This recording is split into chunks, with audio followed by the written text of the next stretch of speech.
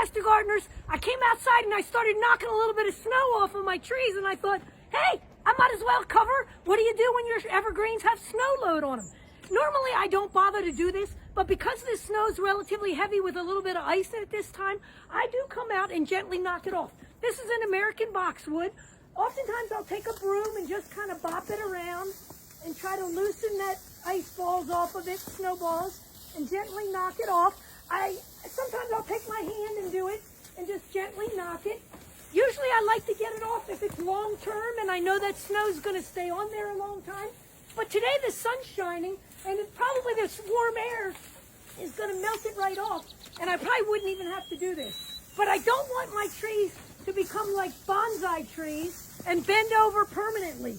So that's what I take the advantage of a warm day. Remember, it's 32 degrees and lower. Your branches do get some freezing action going on in that wood, and some of those cells, you sure don't want to break them. So you want to do this relatively gently. And so I just come around and knock it down. This is an arborvitae. I already did this side of the arborvitae. But on this side, I'm just going to do the same thing, knocking it off.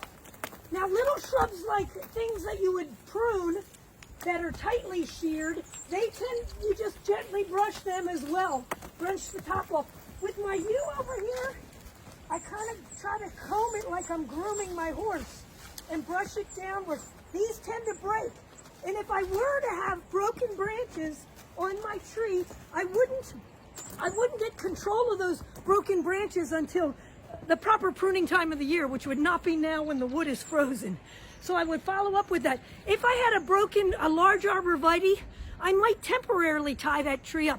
But you never leave ties on a tree for like over 6 months or so, because permanently tying is not a solution. The better thing to do is just get the tie off. If the tree branch does not stand up where you want it, then just come in and gently prune it and maybe tie it up again in another position. But you don't want to keep ties permanently on there.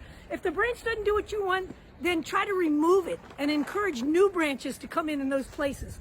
So there you go. You know, preventatively, what I could really do with this arborvitae is I could have just tied it up in the spring months and just wrapped it with baling twine. So there you go, Master Gardeners, some tips of what to do with snow load.